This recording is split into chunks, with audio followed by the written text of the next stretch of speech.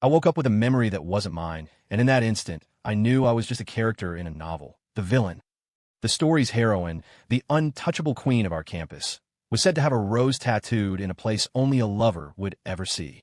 Every guy at NYU was obsessed with the idea of being the one to see that rose bloom. Everyone assumed I'd play their game, try and charm my way into her life. Instead, I bought my way in. Be with me, I'd told her, and your mother's hospital bills are covered. All of them. And just like that, the beautiful, penniless Stella Ross endured the humiliation and became mine. For 5 years, my only demand was that she had to spend every night in my bed. But tonight, that changed. When she came to me, I turned her away. I didn't stop her when she left to meet her childhood sweetheart. She frowned, her brow furrowed in suspicion, trying to figure out what new game I was playing. She had no idea. I had woken up. I knew this was a novel, and I, Kayla Vance, the spoiled trust fund kid, was the villain destined for a grisly end. She was the heroine, and her sweetheart, Leo, was the hero. According to the plot, the proud, struggling Stella would soon rise to incredible heights, while I would end up dead in an alley somewhere. To survive, I had to disappear from their lives completely. So I pulled some strings and found a discreet agency, one that specialized in creating new lives by faking old deaths. Mr. Vance, everything is ready, a man in a crisp suit said, sliding a contract across the polished table. As per your instructions, the event can be staged in 2 weeks. I glanced at the paperwork without much interest. The body will look like me. He immediately produced a photo. You can rest assured on that point, sir. We have professional cosmetic surgeons on staff. After the accident, no one will be able to tell the difference. His guarantee was all I needed. I transferred the deposit and walked out. My driver was already waiting, the sleek black car humming quietly at the curb. He drove me back to the penthouse, the one I'd bought specifically for Stella. I wasn't inside for more than 10 minutes when the bedroom door opened. A slender hand pushed it, revealing Stella in a black lace slip. She wore nothing underneath, her pale skin a stark contrast to the dark fabric. Her body was flawless, a work of art, but her expression was as cold and remote as ever. She toyed with a strap, letting it fall from her shoulder. The slip pooled at her feet, and she walked toward me, completely bare. The next moment, she was pressed against me, her body soft and warm, a faint, floral scent rising from her skin. Not tonight, I said, gently pushing her away. A flicker of confusion crossed Stella's eyes. Her perfect eyebrows knitted together. What's wrong? She asked, her voice cool. Tired of me already? Isn't this the deal? Don't worry, I'm not backing out of our arrangement, I said, turning away to avoid her gaze. I'm just not in the mood. She seemed to relax, letting the matter drop. I have work to do then. She was in the crucial early stages of launching her startup and had been working relentlessly. I expected her to be buried in her home office all night, but a few minutes later, she took a call, and her expression immediately turned anxious. She emerged from the office, already pulling on a coat. If you don't want me tonight, I'm going out. Her voice was as detached as always, but now laced with an undeniable urgency. I knew she was going to him, to Leo Fisher. I didn't call her on it. I just waved a dismissive hand. My nonchalance seemed to puzzle her even more, but she didn't have time to dwell on it. As she brushed past me, I spoke up. Stella, you don't have to do this anymore. She stopped, turning back. The impatience was clear on her face. A small smile touched my lips, and I gave up trying to explain. Go on. Get out of here. Her silhouette disappeared, and the silence of the vast apartment settled around me. You'll be free soon, I whispered to the empty room. You won't have to force yourself like this anymore. As a reckless heir, I'd done plenty of outrageous things, but the one that defined me was using my money to buy a woman's youth. In college, Stella Ross was the undisputed campus queen, the ice princess every guy dreamed of. She kept everyone at a distance, but the moment I saw her, I was obsessed. A little digging revealed her situation. A working-class family, a seriously ill mother, and a mountain of medical debt she was trying to pay off by juggling classes and multiple part-time jobs. So I made her a deal. For her mother, she agreed to be my girlfriend, to live with me, to share my bed, until I got tired of her. But 5 years had passed since we graduated. Her mother's condition hadn't improved, and I hadn't gotten tired of her. Our arrangement continued. Though Stella was always cold, I used to believe my devotion would eventually win her over. Then a freak accident, a jolt to the head, and suddenly I remembered everything. The whole script. In 2 weeks, Stella's startup would take off. It was just the beginning of her meteoric rise to the top of the business world. And the first thing she would do with her newfound power? She'd pay me back every single cent I'd ever spent on her, and then she'd break up with me. When I refused to let her go, hounding her, and even going after Leo, I would lose everything. My reputation, my family's fortune, and finally my life. I couldn't believe I was supposed to be that stupid. It was a fate I absolutely refused to accept. A single phrase echoed in my new memory. The hero and heroine are destined to be together. With that chilling clarity, I was determined to rewrite my ending. My future or a woman. The choice was obvious. Stella didn't come home that night. The next morning, I woke early and went downstairs for breakfast. The penthouse was silent except for the quiet clink of my fork against the plate. A few minutes later, my butler approached. "Sir, all the staff have been dismissed as you requested. I am prepared to return to your father's estate." I nodded and handed him a letter. It detailed my plan to fake my death and start a new life abroad under a different name. I told my parents not to worry, that I would return when the time was right. I considered taking them with me, but our family's empire was rooted here. It was too complicated. Besides, a mass exodus would have made Stella suspicious. After he left, I drove to the hospital to see Stella's mother. For all my arrogance, I had never been disrespectful to Mrs. Ross. In fact, she seemed to like me more than her own daughter did. "Caleb, you and Stella aren't getting any younger. You two should be thinking about marriage." I managed a weak, bitter smile. Marriage? How could we ever get married? Knowing the story, I knew Stella's heart belonged to one person. Leo. She was the heroine, destined for the hero. And I, Caleb Vance, was just a stepping stone on their path. Seeing my silence, Mrs. Ross must have assumed it was her daughter's fault. "Stella is just stubborn," she said gently. "I know she's bothered by how you two started the money. It weighs on her, that's why she seems so hesitant." I didn't say anything, just offered another smile and handed her a debit card. "Please, take care of yourself, Mrs. Ross. When you have a moment, could you give this to Stella for me?" The card was linked to an account I'd set up years ago as seed money for her business idea. I'd hesitated to give it to her, worried about damaging her pride. But now that I knew everything, it felt like the least I could do, a final parting gift. Mrs. Ross looked at the card, a flicker of concern in her eyes. "Caleb, did you two have another fight?" "No, not at all. I just have to go away on business for a while," I explained. Just then, a cool voice cut through the air from the doorway. "What kind of business trip?" I whipped my head around. My eyes met Stella's. She stood there, her expression unreadable, and right beside her was Leo. I broke eye contact first, offering a vague excuse. "Just sorting out some of my dad's properties out of state." Stella's brow relaxed slightly. She didn't press further, instead moving to sit beside her mother with a natural ease, bringing Leo with her. Just like that, I was subtly pushed to the corner of the room, an outsider. "Mrs. Ross, you have to talk to Stella. She won't even let me have a bubble tea. She's so mean." Leo whined playfully, immediately launching into a mock complaint. "Did you forget ending up in the ER with stomach pains last time?" Stella retorted. "You swore you'd never drink it again." Oomph. Though her words were sharp, her eyes were filled with affection. Leo just grinned and stuck his tongue out. Watching them, I felt a familiar pang, but this time was distant, muted. I just shook my head with a small, self-deprecating smile. This scene had played out countless times before, but today, for the first time, I felt nothing. No jealousy, no pain. I had finally let go of my love for Stella. It was time to give her back to the hero. Mrs. Ross, seeming to sense my awkwardness, glanced at her daughter. "Caleb, Stella, why don't you two go wash some fruit for us?" It was a request neither of us could refuse. We took the fruit basket and left the room, Stella walking a few steps ahead of me. We hadn't gone far down the hall when her hand shot out and grabbed my arm. I was surprised. She almost never initiated physical contact, but her next words were like ice water. "Our relationship is a transaction. Stop bothering my mother." I froze. This time, I didn't try to defend myself. I just let out a cold laugh. "Don't worry. This is the last time." With that, I turned and walked toward the public restroom.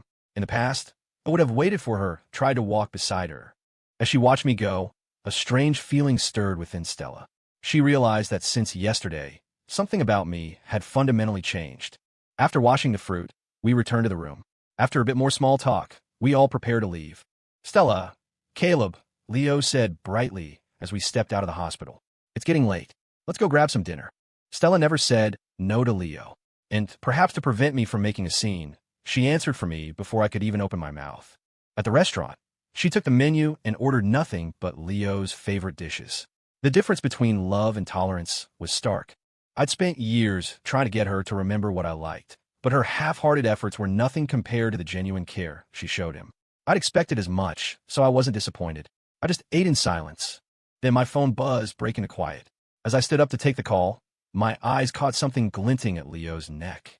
A silver chain. I stopped dead. Where did you get that necklace? Leo glanced down, smiling. Oh, this? Stella gave it to me. I told her I liked it, so she just let me have it. Hearing that, my expression soured. I had spent weeks picking out that necklace.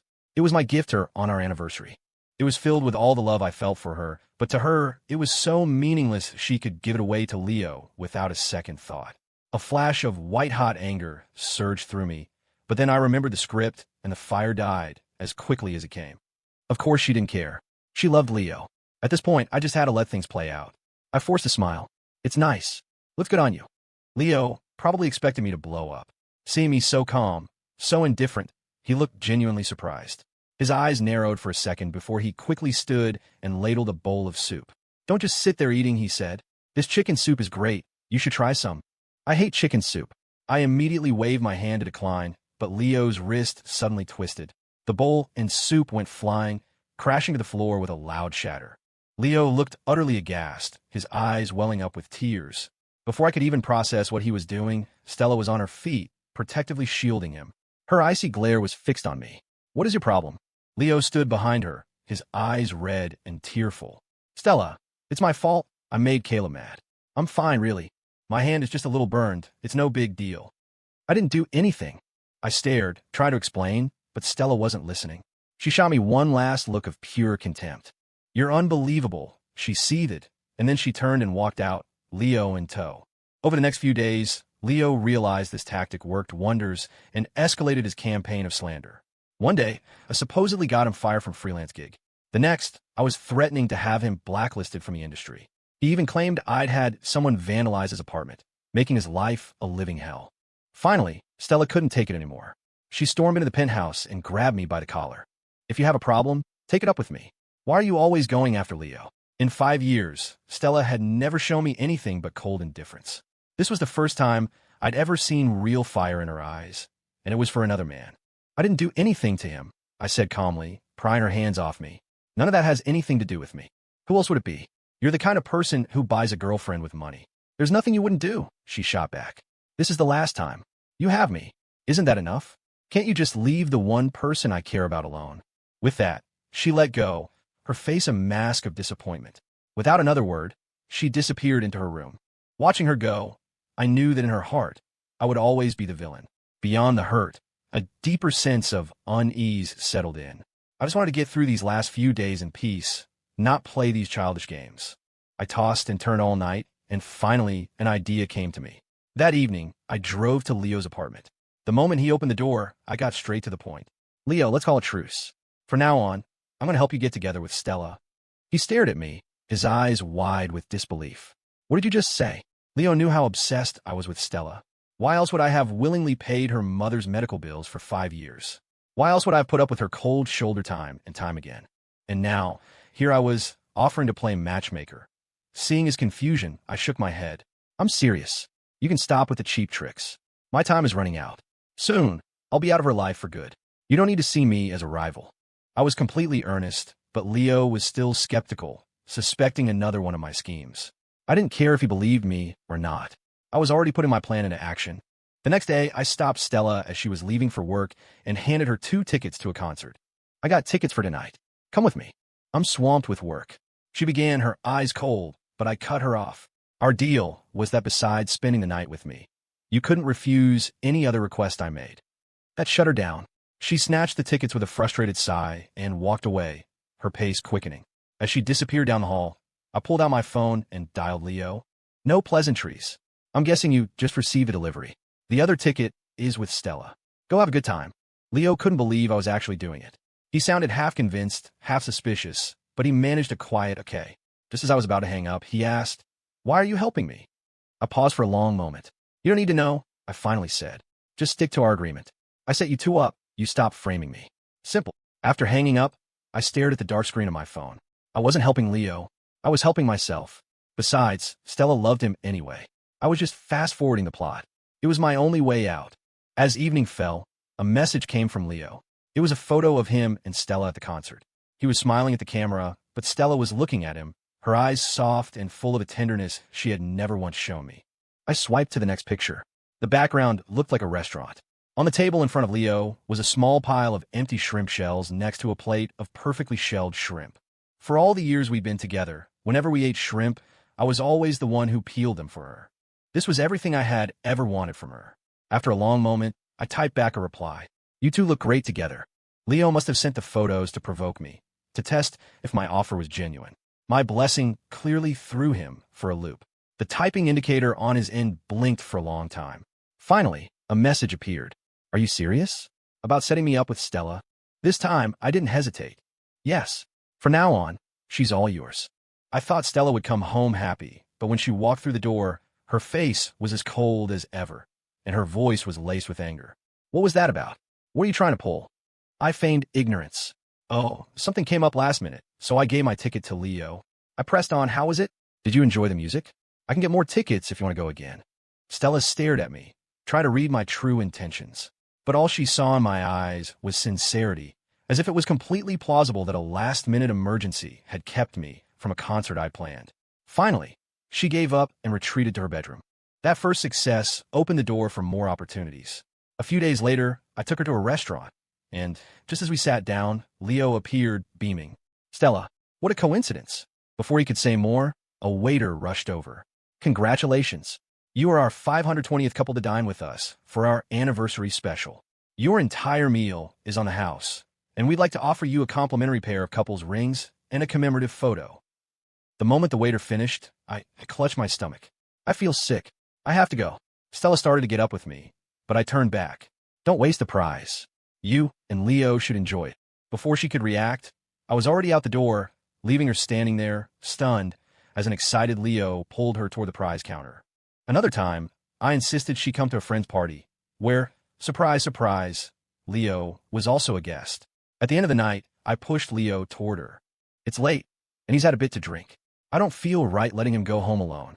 You should drive him, I said, pressing my car keys into her hand. Oh, and no need to rush back. Make sure he gets settled in okay. Then I turned and walked away. After a few more incidents like this, she started to catch on. She kept bumping into Leo at all hours in all sorts of places. And every single time, I would find an excuse to leave, giving them space to be alone. It was almost as if I was trying to push her away, pushing her right into Leo's arms. A few nights later, Stella got home late from work.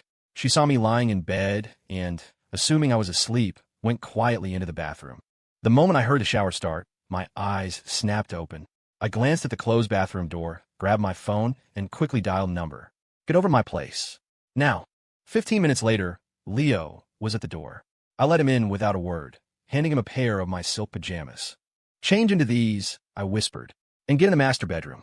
Leo looked at the pajamas, then at me, and a slow realization dawned on his face. He looked nervous, his heart practically beating out his chest.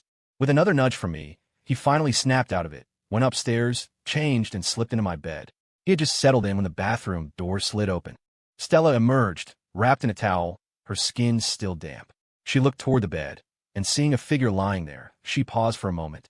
Perhaps remembering how long it had been since we kept our side of the bargain, she walked over and slid into bed behind him. She wrapped her arms around his waist from the back, her voice a low, husky whisper against the skin. I've missed this. Leo froze. He felt the heat of her breath on his neck, the soft touch of her hand on his waist. Her warm body pressed against his sent a shiver through him, and his own breathing grew ragged. She chuckled softly, her lips tracing a line of soft kisses along his neck and behind his ear.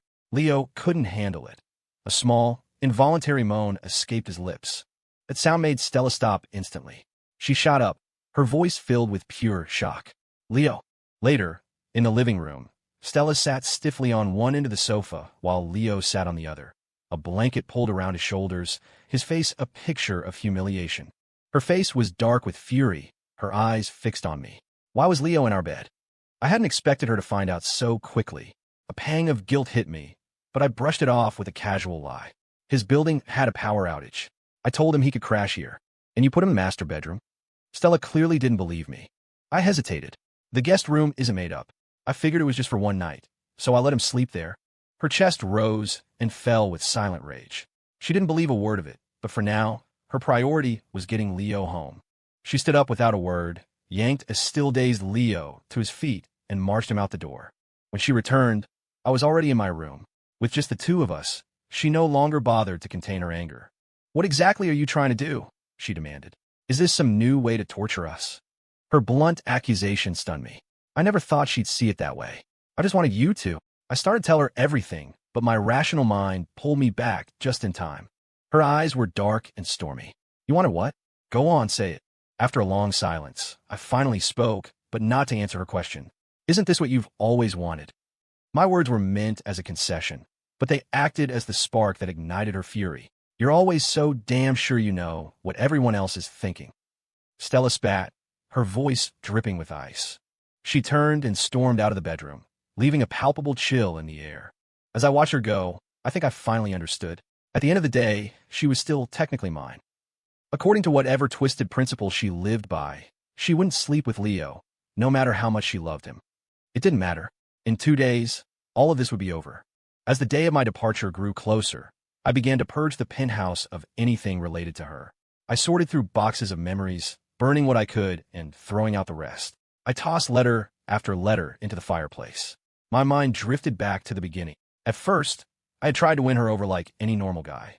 I'd spent 4 months writing her countless love letters, every single one of which she had rejected without a second thought. It was only after seeing the immense pressure she was under that I came up with the transaction, a way to help her and get what I wanted. Maybe I was wrong. Maybe real love couldn't be bought. The novel had said as much. The heroine, Stella Ross, only loved the hero, Leo Fisher. With that thought, there was nothing left to hold on to. I threw the last letter into the flames. Just then, the front door opened. Stella walked in, her eyes immediately falling on the burning envelopes in the fireplace. Though she'd never read them, she recognized the stationery instantly. They were the letters I'd personally handed her, the ones she had so coldly refused. She felt a strange jolt in her chest. "What are you doing?" she blurted out. Through the shimmering heat, I saw the shock on her face. It struck me as odd. "Just getting rid of some useless things," I replied. A flicker of panic crossed her face. She could feel that I was changing, that the things I was doing were leading somewhere, but her words came out sharp and defensive. "Right, you got what you wanted. I guess these are useless now." She had said things like that to me before, and they had always cut me deep. But this time, I felt nothing but a quiet calm. "It's almost over," I murmured, more to myself than to her. My detached response seemed to unnerve her. She gave me one last look, then turned and went upstairs without another word. I sat there, motionless, watching the fire consume the last of the ashes until there was nothing left. "Stella," I thought from this day on, forget this memory. Forget me, the villain. We're both about to start a new life. The next day, as Stella was about to leave, I stopped her. "Tomorrow is our 5th anniversary," I said. "I booked a table at our favorite restaurant. Let's have one last dinner." She frowned, but she didn't refuse. She just gave a cold, single-syllable reply. "Fine." Perhaps it was the anticipation, but the day passed quickly. When the evening of our anniversary arrived, the day I was scheduled to die, I dressed with particular care before we left for the restaurant. The ambience was perfect, with soft lighting casting a warm, intimate glow over our table. I saw a flicker of something unreadable in Stella's eyes as she took it all in, but the moment was shattered by the ringing of her phone. She glanced at the screen. It was Leo. With a sigh, she answered. His voice came through the phone, thick with panic and tears. "Stella, I've been in a car accident. Can you come to the hospital?" Her brow furrowed deeper. She looked at me. I put down my fork. "I heard," I said quietly. "You want to go, don't you?"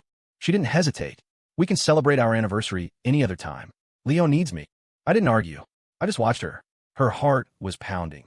For someone who was always so composed, she seemed unusually nervous. "We'll make it up," she added quickly. "I promise." And with that, she grabbed her phone and rushed out, her anxious silhouette disappearing into the night. I didn't try to stop her. A long time after she was gone, I spoke to the empty chair across from me. "Stella, there won't be a next time for us." I finished my dinner alone. As the sky outside darkened to a deep indigo, my assistant entered the restaurant. "Sir, everything is in place." I didn't turn around. "Good," I said softly. I stood up and took one last look around the place where Stella and I had shared so many moments. Then I walked out and headed for the airport. "Stella, this time, I'm delivering you back to your hero myself. My character is being written out of your story. Permanently." It was 2 days later when Stella returned to the penthouse. She was smiling. Leo's injuries were minor, and a major project she'd been working on had just succeeded, securing her position as a rising star in the tech world. She was no longer the poor student who had sold herself to pay her mother's medical bills. She had the bonus check with her, ready to pay me back. Once their debt was settled, she could finally stand before me as an equal. But when she pushed open the door, the penthouse was empty and silent. I always waited for her in the living room. This time, I was nowhere to be seen. A sense of unease crept over her as she recalled my strange behavior over the past few weeks.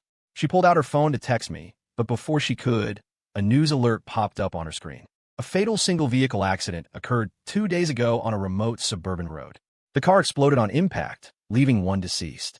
The victim, who was burned beyond recognition, has been identified by authorities through dental records as Caleb Vance, only son of the Vance family, one of the city's wealthiest real estate magnates. The words hit Stella like a physical blow. In disbelief, she frantically scrolled through the article's photos, searching for any proof that the charred wreck, the blurred image of the covered gurney, wasn't him. But the details, the model of the car, the description of the victim's build and clothing, it all matched. He was dead. No, she had to see for herself. She wouldn't believe it until she saw it with her own eyes. Stella stumbled out of the penthouse, her legs barely supporting her. The short walk to the elevator felt like miles. She almost fell twice. She tried to drive to the police station, but her hands were shaking so violently she couldn't even get the key in the ignition. She hailed a cab instead. When she arrived at the station, she hesitated. A cold fear seized her. What if it really was him? "Ma'am, we're here," the driver said, eyeing her in the rearview mirror. Seeing her expression and the destination, he probably thought she was turning herself in for a crime.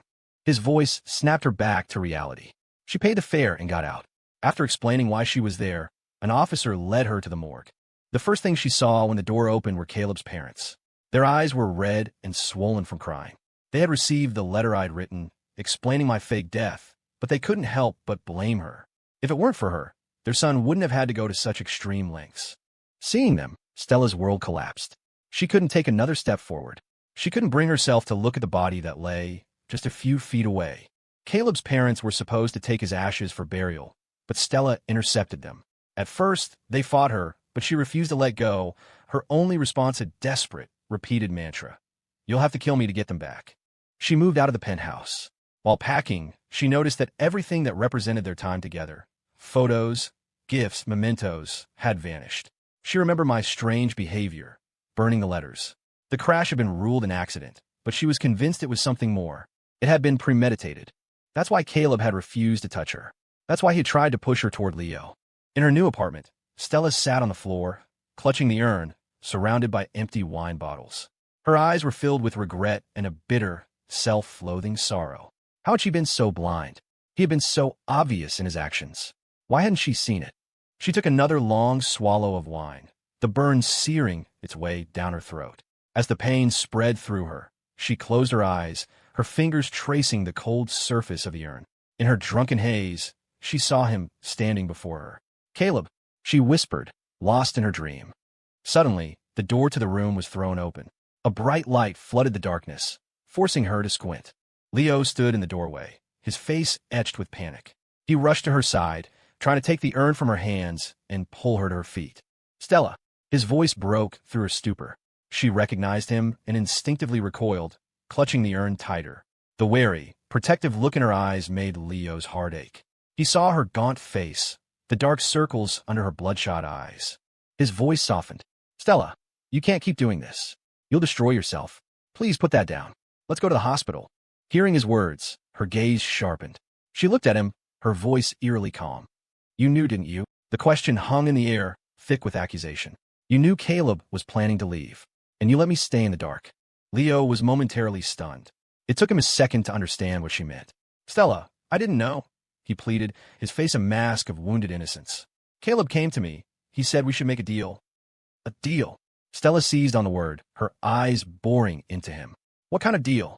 He had never seen her look at him with such intensity.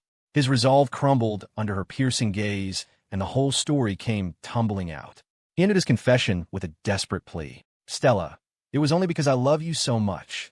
I swear I didn't do anything to hurt him in the end." He tried to reason with her. "He forced you into that relationship in the first place. You never loved him. Now that he's gone, you're free. You should be happy, shouldn't you?" The words had barely left his mouth when Stella's hand shot out, her fingers closing around his throat. "Who told you I didn't love him?" she hissed. Leo's eyes went wide, his face turning red as he gasped for air. Tears streamed down his cheeks, one landing on her wrist. The warmth of it seemed to break the spell, and she abruptly released him. After a long moment, Stella turned her back to him, the fire in her eyes extinguished, replaced by a cold emptiness. "Get out," she said, "and don't ever let me see you again." Stella didn't understand why seeing Leo cry still affected her, but she knew with absolute certainty that she didn't love him. Otherwise, she wouldn't have been able to hurt him. Her past behavior, losing her temper, pushing Caleb away, always siding with Leo. It was all a blur of contradictions. She had never wanted to fight with Caleb, but her pride and defensiveness always twisted her words into weapons. She couldn't understand her own heart, couldn't control her own actions. It wasn't until Caleb died that the veil was lifted. In that shattering moment, she saw her own heart clearly, and she couldn't comprehend her past self. The guilt began as a slow burn in the pit of her stomach, rising until it consumed her. For years later, a quiet cafe on the outskirts of Lisbon, Portugal. Ping. A notification lit up my phone screen, another large deposit into my account. I sighed and dialed. "Mom, Dad, I know you're worried, but I'm fine. I opened a coffee shop just off campus, and business is steady. You don't have to keep sending me money." It was a familiar conversation. For years ago, I had become Dylan Hong and moved here. My parents, fearing I was struggling, had been wiring me money ever since. I finally used some of it to open this place. Life was quiet, peaceful. Though I was an ocean away, I still kept tabs on the news from home. I knew what had happened in the past 4 years.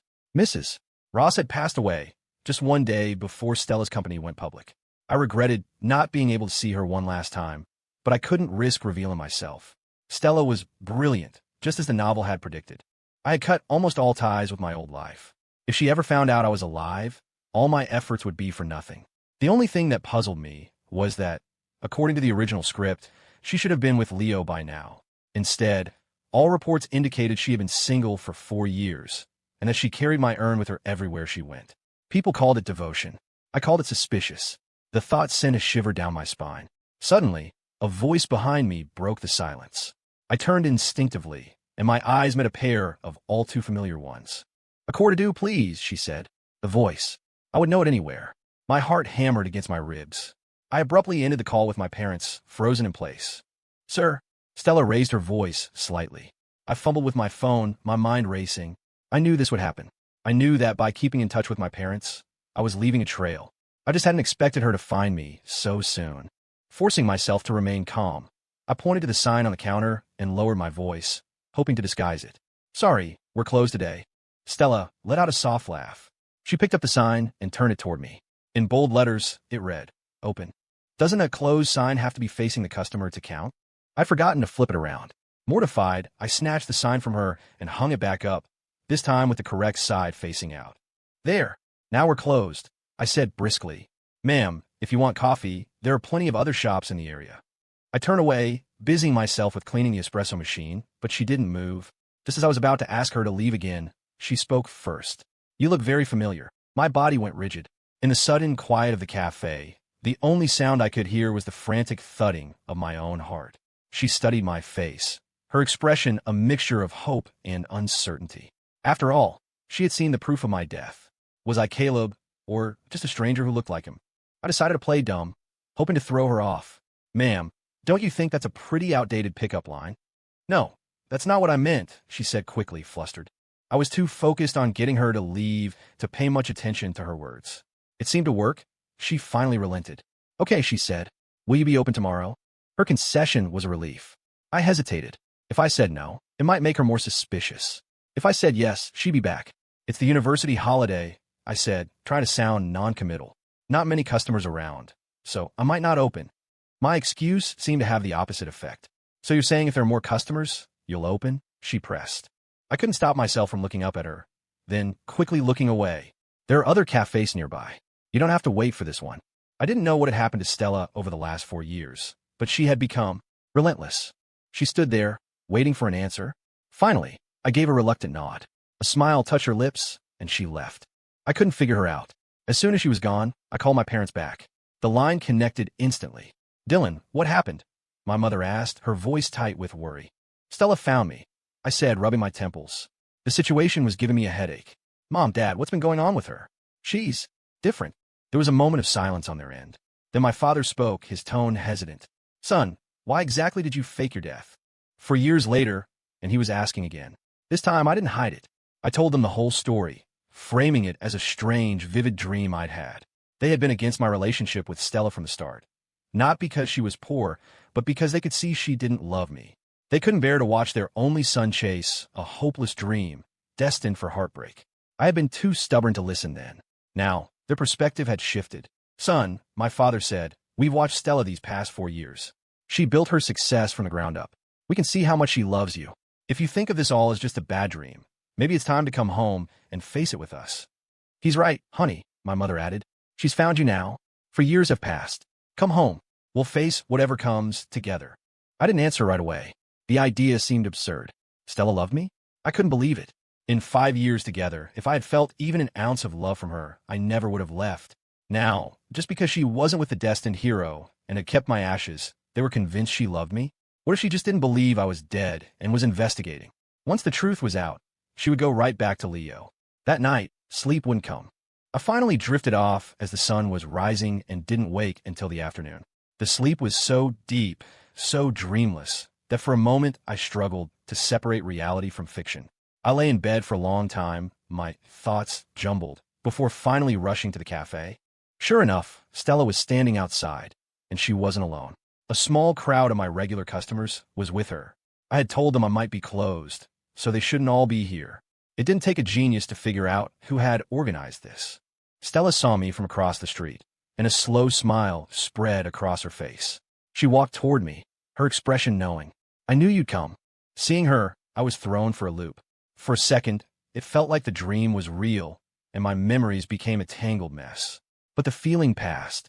I greeted my customers, unlocked the door, and, as I pushed it open, she followed me inside. A wave of irritation washed over me. I had left. I had cleared the way for her and the hero to have their happy ending. Why was she here bothering me? The cafe filled up.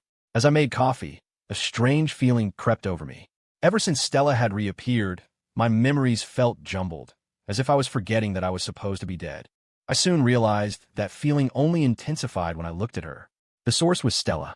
She sat at the counter and ordered a cordial. It was a simple drink, and I made it quickly. As I handed it to her, she didn't drink. She just looked at me. My name is Stella Ross, she said. Nice to meet you, Ms. Ross. I replied, my face a perfect mask of indifference, as if I'd never seen her before in my life.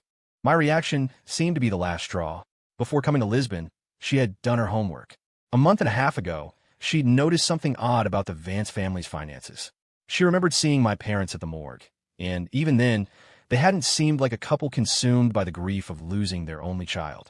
She chalked it up to stoicism, but a recent discovery changed everything. Regular, large sums of money being wired from the Vance Corporation to an overseas account. They were hiding something. Caleb Vance, Dylan Hong, a similar face, similar build, similar age. One disappeared just as the other appeared. One similarity might be a coincidence, but this many coincidences added up to an answer. Her voice was firm, certain. Caleb, how long are you going to hide? I looked up, my eyes wide with feigned confusion. Ms. Ross, you have me mistaken for someone else. My name is Dylan Hong. I would deny it to my grave.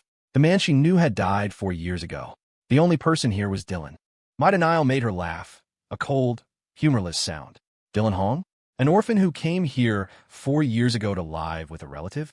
A relative who, it turns out, isn't from Portugal and whom no one has ever actually met. She leaned forward. And for the past few years, you've been in close, private contact with the Vance family, one of New York's wealthiest families. They send you money every few months. Can you explain that? Her words hit their mark. I swallowed hard. She'd been more thorough in investigating my new life than she'd ever been in getting to know me during our 5 years together. My patience snapped. Ms. Ross, I have no idea why you're so interested in me, but my personal connections are none of your business. She was momentarily speechless. The Vance family helped me once, she countered. You're a suspicious character who has taken a lot of their money. What are your intentions? She thought that would make me crack, but I just gave her a dismissive look. Even if I did have ulterior motives, that would be the Vance family's problem to deal with, not yours. I leaned in, my voice dropping to a low, cruel whisper. What gives you the right to question me? Are you a friend of Mr. and Mrs. Vance? Or are you just the woman their dead son used to pay for? The words struck her like a slap. Her eyes instantly filled with tears.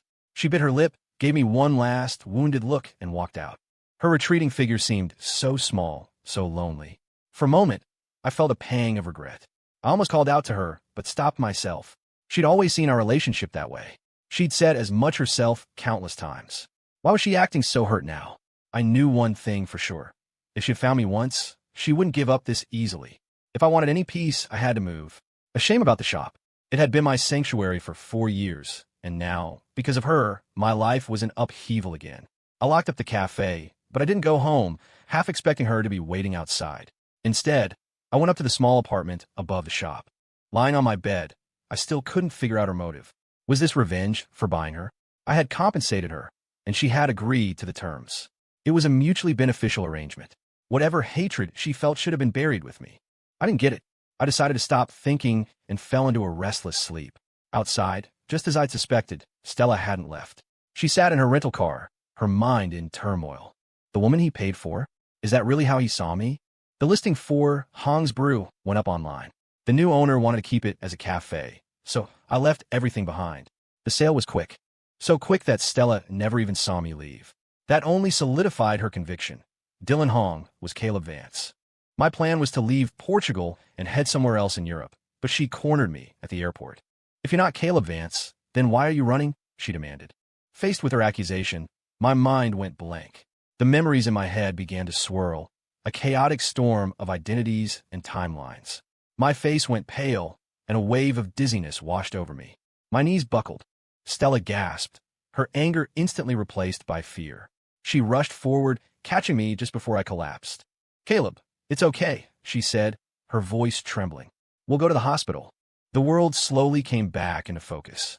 I shook my head. I want to go home. Stella let out a breath of relief. But my words left her looking lost. Which home was I talking about? Seeing her confusion, I sighed and pointed toward the ticket counter.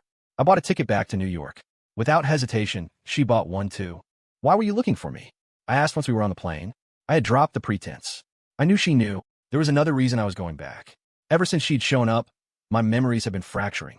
I was afraid I would forget who I really was, forget everything that had happened, forget the parents who still worried about me. Stella looked at me, but she didn't answer my question. Instead, she asked one of her own, one that had haunted her for years. Why did you leave like that? Why did you choose to die?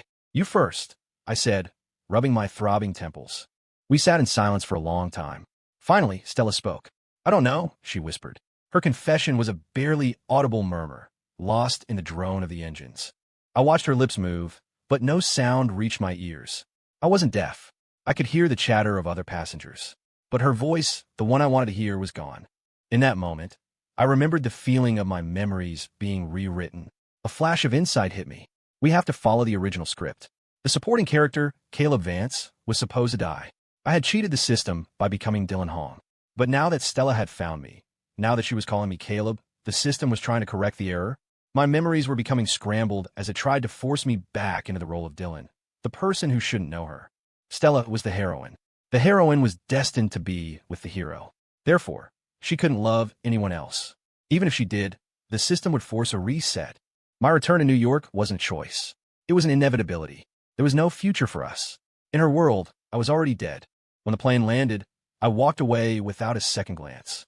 Stella tried to follow, but her legs wouldn't move. She could only watch as I walked further and further away, until I disappeared into the crowd. A man in a crisp, white shirt waved to her from across the terminal. It was Leo. Stella, welcome back, he called out cheerfully. Did you bring me anything from your business trip? Seeing Leo, who she hadn't spoken to in years, acting so familiar, a strange feeling washed over her. He called her trip business and casually asked for a gift, as if no time had passed. The sense of wrongness intensified.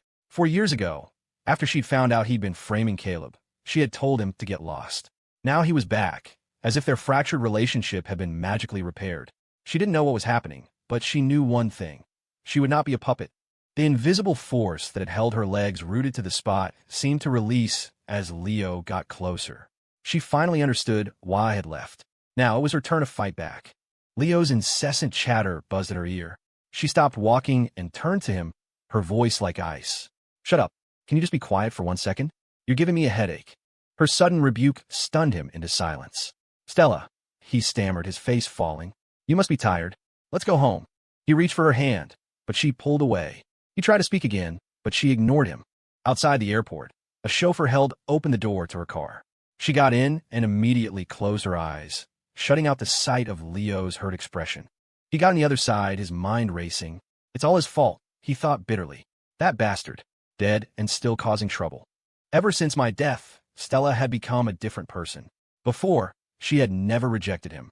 He'd actually believed me when I said I wanted to help him. He never imagined my real plan was to secure a permanent place in her heart. Now, no one was happy. I was dead, so he couldn't get revenge. But my memory had become a sacred, untouchable thing to her. Soon, he realized his mistake. The car pulled up to Stella's townhouse, but instead of going inside, she got out and started walking in the opposite direction. Leo scrambled out of the car. Stella, where are you going? She didn't answer. He had no choice but to follow. The further they walked, the more uneasy he felt. He realized she was heading toward the Vance estate. Since my death, the relationship between Stella and my parents had been strained. She had never once visited them. Why now? The two properties weren't far from each other. Soon, they were standing in front of the imposing gates of my family's home. Inside, I was sitting in the living room, recounting my experiences to my overjoyed parents. The doorbell rang. The butler went to answer it, but seeing who it was, he hesitated. Stella didn't wait for an invitation. She pushed past him and stormed in, with Leo right behind her. The butler tried to stop them, but it was useless. The living room doors burst open. I looked up and my eyes met theirs. Caleb, Leo gasped, his face a mixture of shock and rage. You're not dead. A wave of fury washed over Leo's face. So that was your real plan, he sneered. You pretended to help me to lower my guard, faked your death to become a martyr in Stella's eyes, and then picked the perfect moment to come back and snatch her away from me. His venomous words drew my parents' gaze, and their expressions hardened. The butler, who had followed them in, rushed to apologize. Mrs. Vance, Mr. Vance, I'm so sorry. They forced their way in. I couldn't stop them. My mother waved a dismissive hand, and the butler retreated, relieved. As the door clicked shut, I fixed my glare on our uninvited guests. Ms. Ross, Mr. Fisher, to what do we owe this dramatic entrance? Stella had the grace to look embarrassed, but she also knew that if she'd waited for a formal invitation, she never would have gotten past the gate. I'm sorry, Caleb. I need to talk to you. That's all. Her eyes then fell on Leo, who was still hovering beside her, and a flash of annoyance crossed her face. Before, she had tolerated him. Now, he felt like a leech she couldn't shake off. She turned to him, her voice sharp. What are you still doing here? Don't you have anything better to do? Being rejected again, Leo's face crumpled. He loved her so much. He was terrified of losing her.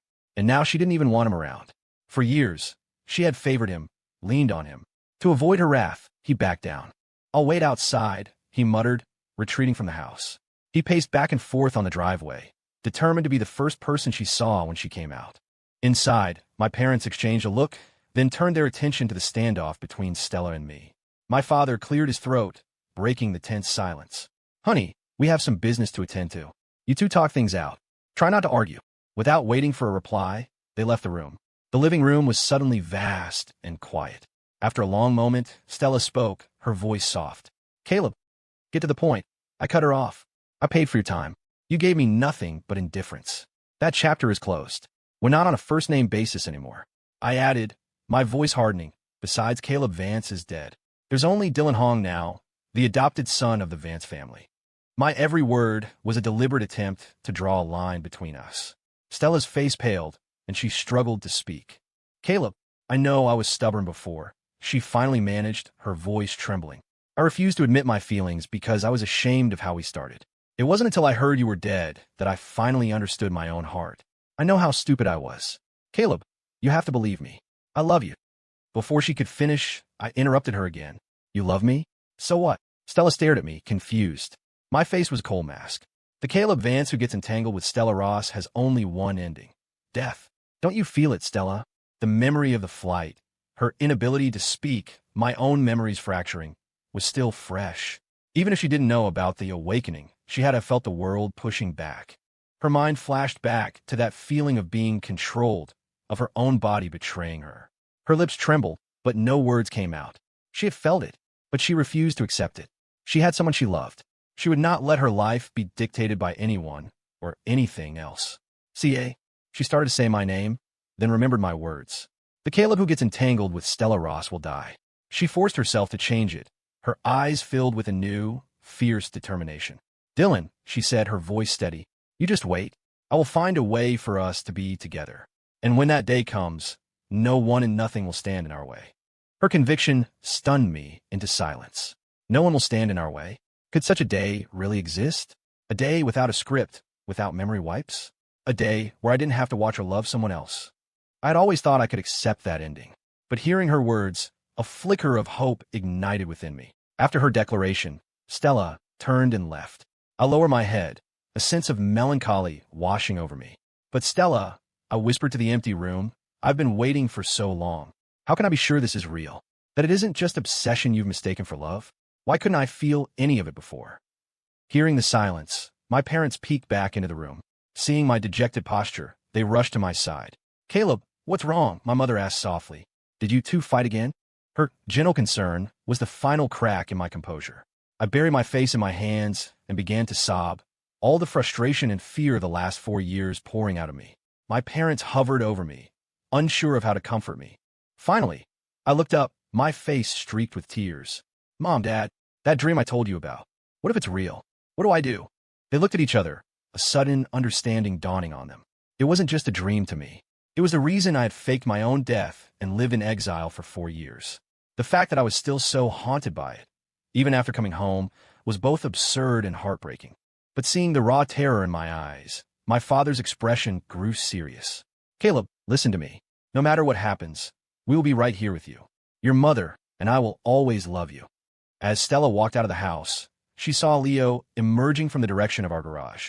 He looked startled to see her. He couldn't have seen me, right? He thought, panicking. Stella's eyes narrowed, her gaze sweeping over him. What were you doing back there? She asked, her voice low and suspicious. Nothing. Just bored, stretching my legs, Leo said, rubbing the back of his neck and avoiding her eyes. He quickly tried to change the subject. Are you two done? It's getting late. We should head back. He wanted to ask about the man in the house. He had been at the morgue. He had seen the body. Even disfigured, he remembered that face. It was Caleb. So who was the man in the villa? It couldn't be a ghost. Stella, didn't Caleb? I mean, 4 years ago. Who was that?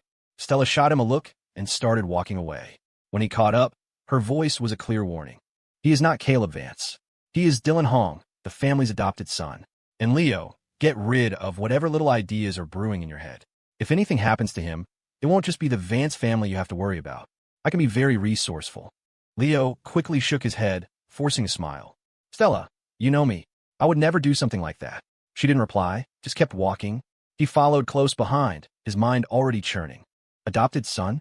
The pieces clicked into place. Same face, same age, a name with the same family initial. There was no way it was a coincidence. He didn't know how he'd pulled it off, but it was clear. He had faked his death and was now back in New York under a new identity. And he was back to fight for Stella. I won't let him near her, Leo vowed silently. If he were really dead, Stella would grieve, but time would heal her. She would eventually turn to me. He needs to die. For real this time.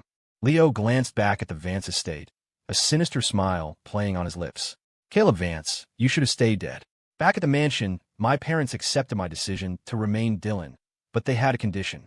All right, Dylan, my father said, but we're throwing a party in a few days to formally introduce you as our son. It's better to get it all out in the open. I agreed. I couldn't hide forever. In the days that followed, I didn't see Stella. She was, I would later learn, looking for a way to break the script.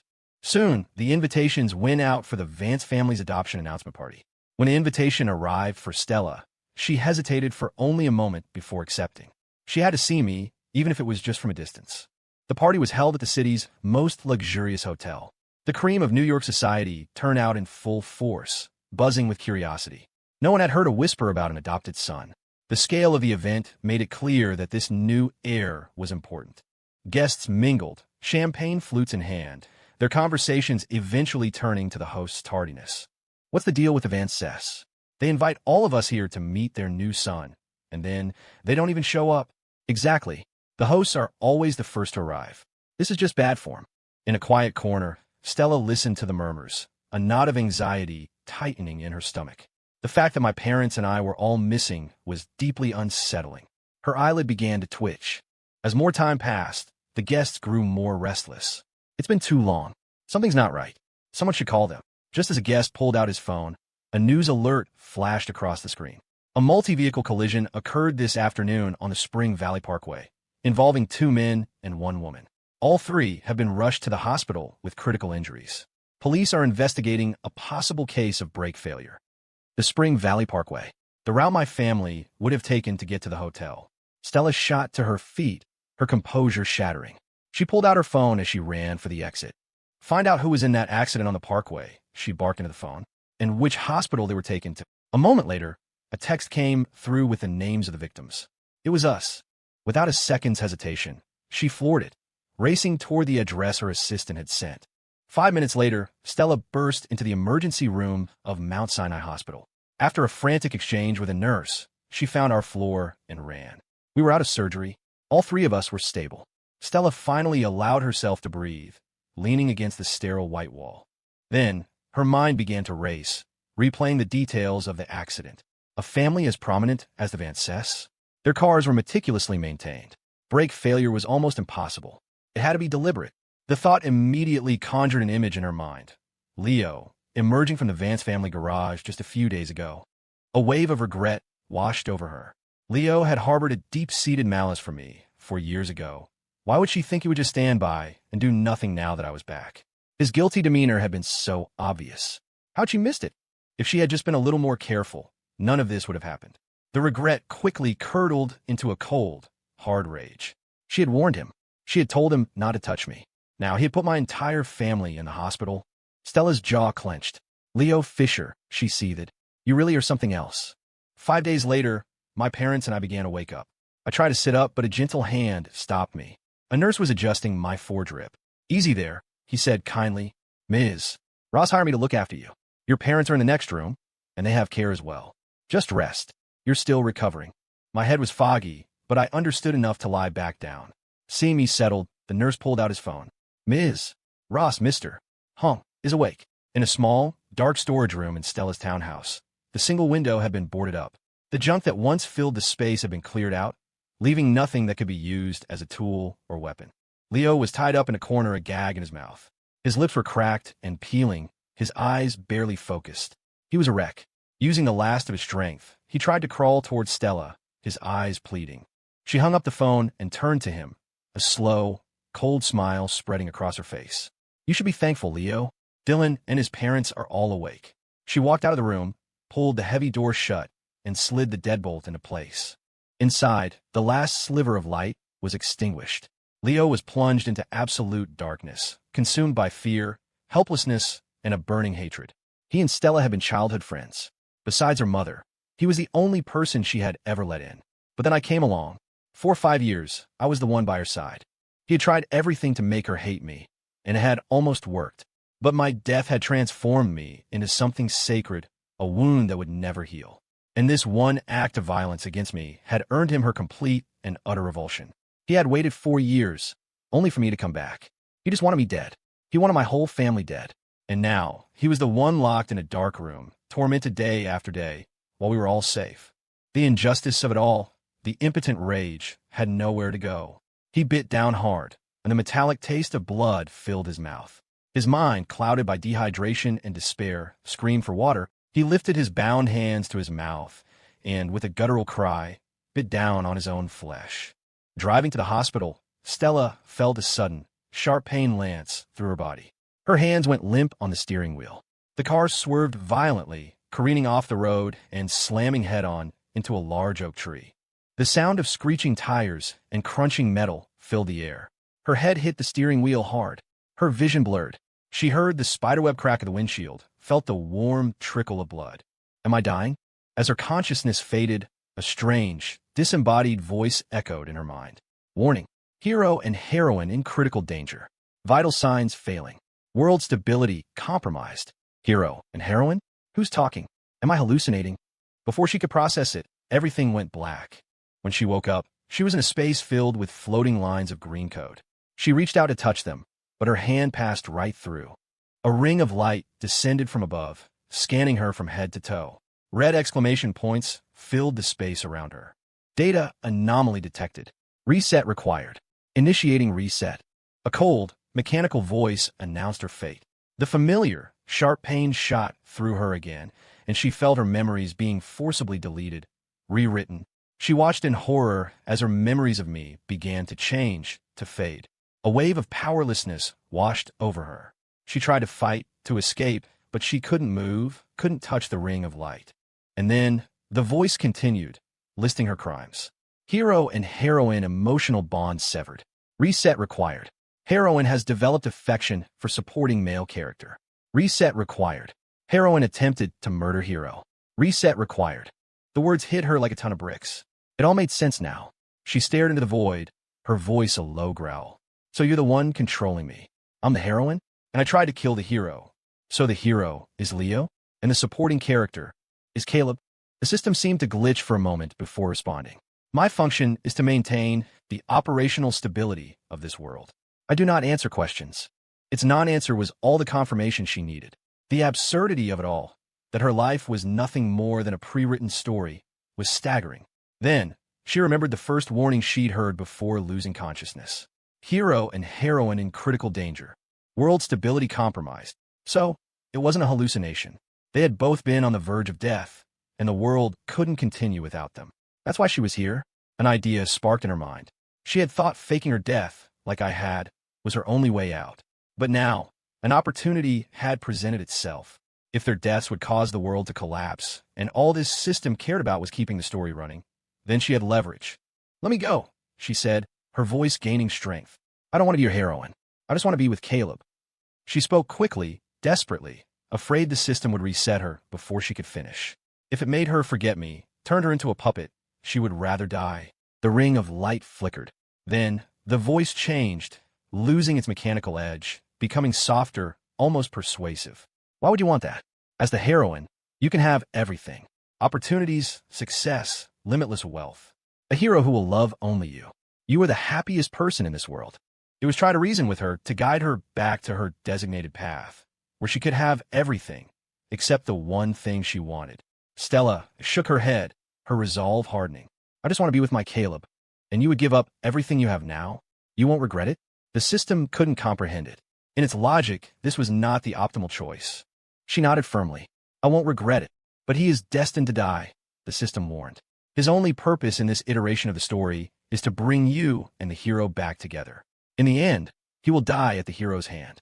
The words were a dagger to her heart. Even after faking his death, that was still his fate. The system seemed pleased by her reaction, the code around it swirling faster. Caleb Vance died 4 years ago, did he not? It said, the implication clear. The role was already fulfilled. Then it delivered the final terms.